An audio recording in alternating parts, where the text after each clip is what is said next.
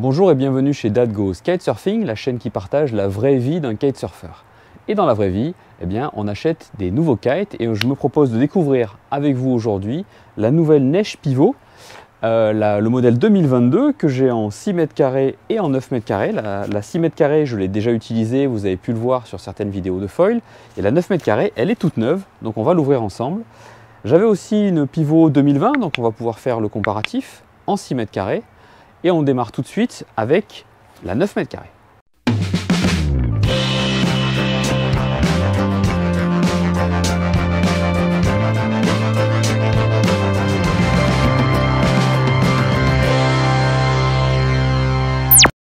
Alors on démarre tout de suite avec cette nouvelle pivot. Bon bah là c'est attaché, donc il faut le casser. Et voilà. Alors comment ça se présente ? Alors comme d'habitude, le petit sac avec la valve pour accrocher sur la pompe si jamais vous n'en avez pas. Et voilà. Alors, premier constat, on sent clairement une différence de poids entre le modèle 2022, celui-là, et les années précédentes. C'est plus léger. Concrètement, je crois qu'on l'a pesé celle-là, elle fait à peu près dans les 2,8 kg. En 9 mètres carrés, ce qui donne en gros 200 grammes de moins que la même version en 2021. On va voir comment on a gagné du poids. Alors au niveau de la couleur, je ne sais pas si ça rend bien, mais le orange est bien flashy, ce qui en termes de sécurité est quand même bien rassurant.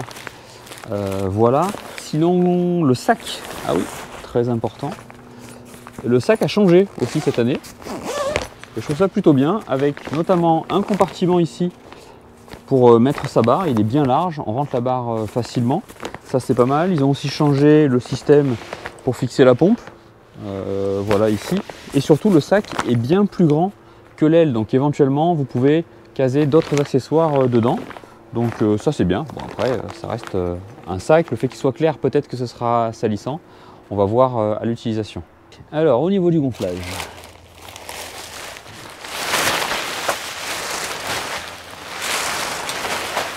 toujours le système comme ça à gâchette, comme sur les paddles en fait. Ça marche très bien. C'est quelque chose qui était déjà là sur les années précédentes avec cette valve là. Donc là elle est ouverte. Quand on appuie, hop, voilà, ça se relève. Là c'est étanche. Et le système est assez simple. Hop, vous rentrez la gâchette, vous tournez et là ça bouge plus. Voilà, c'est bien. Donc votre tuyau est accroché. Ça c'est quand même super pratique. Le gonflage entre 8 et 10 pour la 6 mètres carrés.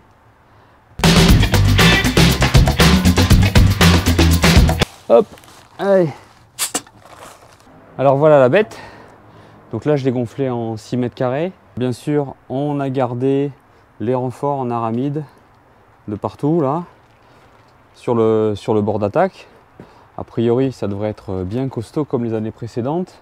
On voit quand même qu'on a principalement gagné du poids alors au niveau du diamètre du bord d'attaque qui est un petit peu plus fin que les années précédentes. On a plus ce dacron épais noir qu'on avait jusqu'à présent. D'ailleurs on voit en transparence, je ne sais pas si vous voyez ici, mais on voit les renforts dessous, des accroches, des bridages, mais c'est là qu'on a gagné le plus de poids. Après la construction, c'est une construction one pump, donc vous avez vu, on l'a gonflé, hop, on l'a gonflé par ici, l'air circule bien, vous avez des renforts ici qui passent la rigidité le long de la latte. Sur les 3 lattes, on a le même principe ici que les années précédentes, ça c'est bien, les tuyaux sont de diamètre assez large, ce qui permet un gonflage rapide. On a toujours le spi en quad-tex là, hein, vous voyez bien le quadrillage. A priori les mêmes bridages que l'année précédente avec une seule poulie. Ici vous avez toujours les réglages sur l'extérieur qui vous permettent éventuellement de cintrer un petit peu plus l'aile, la forme de l'aile, ce qui permet de sortir dans des vents un petit peu plus forts. Moi je l'avais essayé sur l'année 2021 et c'est vrai qu'en étant surtoilé avec ma 9 précédente, en changeant ce tout petit réglage là au niveau du bridage, ça m'avait permis de sortir dans un vent un petit peu plus fort. Donc bon, c'est bien qu'il l'ait gardé. On a toujours les deux coutures qui viennent équilibrer les forces ici entre la latte centrale et jusqu'à l'extrémité du point d'accroche.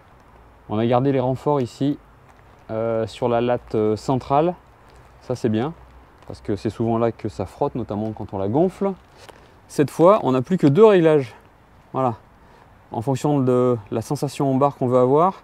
Si on veut avoir une présence en barre assez franche, moi j'aime bien ça sur les ailes neige et sur la barre neige. Et si on veut quelque chose d'un petit peu plus léger en barre, il n'y a plus que deux réglages. Jusqu'à présent, il y en avait trois les années précédentes. On verra ça sur la 2020. Mais à partir de 2022, c'est la première année, il n'y a plus que deux réglages. Là encore, on gagne un tout petit peu de poids. Au niveau de la couleur, on a récupéré les couleurs. En fait, c'est le même spi rouge et orange un peu fluo qu'on avait en partie sur la version 2020 avec le sigle neige de ce côté. Voilà. Alors par rapport aux années précédentes, le fait qu'elle ait perdu un petit peu de poids, ça va permettre d'étendre la plage de vent de chaque taille. Et ça c'est bien. En utilisation, c'est quand même une aile qui vient avancer très fort, qui vient mordre au vent. Ça c'est très pratique. Parce que même si vous n'êtes pas un spécialiste du big air, en l'occurrence moi je fais des sauts de lilliputien, pour autant cette voile elle est bien polyvalente. Le fait qu'elle se positionne bien haut au vent, ça permet de remonter au vent facilement. Alors bien sûr elle continue à tourner très rapidement, mais ça la plupart des kites du marché le font maintenant. Donc ce n'est pas spécialement un énorme différenciateur. Par contre j'ai hâte de tester sa limite en plage basse parce que je pense que c'est une belle évolution de l'année 2022. Comme elle est très rigide, ça permet aussi de délivrer toute la puissance dès que vous avez une rafale, dès que vous avez une accélération, vous la ressentez directement dans le harnais et dans votre barre. Le bord déchoqué est suffisamment long pour vous donner un dépower qui soit utilisable. En l'occurrence, moi j'ai utilisé cette 6 mètres carrés, y compris pour faire du foil. Vous savez qu'en foil, une fois qu'on est sorti, on n'a vraiment plus besoin de puissance. Au niveau des couleurs, elle existe en deux coloris pour le moment. Vous avez le orange et rouge, c'est très flashy en termes de sécurité, c'est top. Elle est limite fluorescente. Quand vous êtes sur un spot, elle est très reconnaissable, donc ça c'est bien. Elle existe aussi en bleu, avec le logo comme ça, gris et noir qui ressort. Elle est aussi très jolie. Alors moi, ce que j'apprécie le plus particulièrement chez Neige, c'est que c'est des kites qui sont très costauds. Ça a été le cas de mes voiles 2019, 2020, 2021 jusqu'à présent. Donc on va voir celle-là à l'utilisation ce que ça donne. Mais bon, a priori, on a repris quand même les classiques. C'est aussi un kite qui est très polyvalent. Voilà, moi je m'en sers, je suis plutôt du niveau débutant dégrossi. Et puis c'est avec la même aile que vous avez pu voir des champions qui vont monter sur le podium au King of the Air. Vous avez accès à toute cette palette-là d'utilisation. C'est un kite qui se relève assez facilement pour le redécollage, le peu de fois où je l'ai utilisé.